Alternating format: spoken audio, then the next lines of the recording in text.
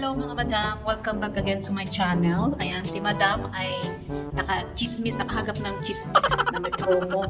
So ayun, grab the opportunity naman si madam. Alam niyo naman sa promo lang tayo kumakapit. So dito tayo yun sa... Ayan, napakita ko sa inyo ha. Ayan mga madam, meron silang promo sa Diamond Peel, which is yun ang pinakagusto ko lang. Yung magki-cleanse lang sa mukha. Ayan.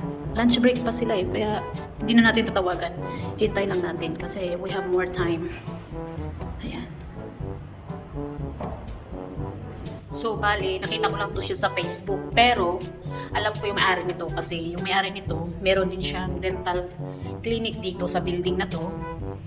Dito rin, sa kanya rin ako nagpayas ng ngipin dati. Oh no! Kung napapansin nyo yung ngipin ni Madam Maganda, ay, peke yan. Sabay ganun, peke. Peke ngipin yan. Anyway, wait tayo, no? So, ipapa-diamond peel ko lang yung mukha ko. Gusto ko rin sana magpamassage, kaso taglamig mga madam. So, wag na muna. Next time na lang tayo magpamassage. And, I hope na kaya nilang i-adjust yung aking skin na medyo dry at namamalat kasi nga sa panahon lamig. So, let's wait for the right time.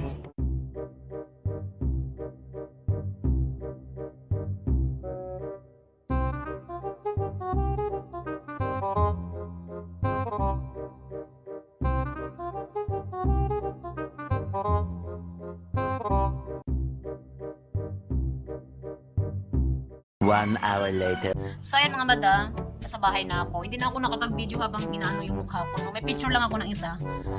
Hindi ako nakapag-video kasi hindi ako nag-prepare.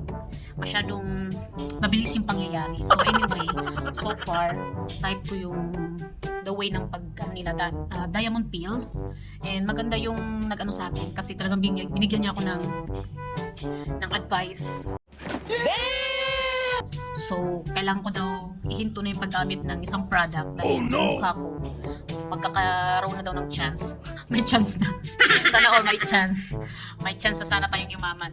Anyway, may chance na siyang magkaroon ng dark spot, which is, natakot ako mga madam. I'm too young pa. I'm too young pa para magkaroon ng melasma ba yan? Ganyan. So, susundin natin yung advice ni Madam. Thank you so much. Shout out sa iyo sa nag-ano sa akin. Nakalimutan ko rin magbigay ng tip dahil nga kuripo tayo. But anyway, I'm so very thankful sa advice mo. At kailangan nating sundin yun para sa ikakaganda ng ating face. Charot! Wala namang maganda sa face mo, madam. Ayan. Kahit yung dermatology, wala na masasabi. Maliban ng mga parituki ka, no? So anyway, thank you so much. I love it. Out of 10, 9.9. Charot! 9.9. Ano siya, hindi katulad dun sa isang pinupuntahan ko dati na parang meron silang ginagawa na talagang baka iba lang yung klase ng diamond peel nila. But anyway, thank you sa advice talaga ni ate. So, thank you again. Ang ganda ng place, ang bango. Parang gusto ko na doon tumira.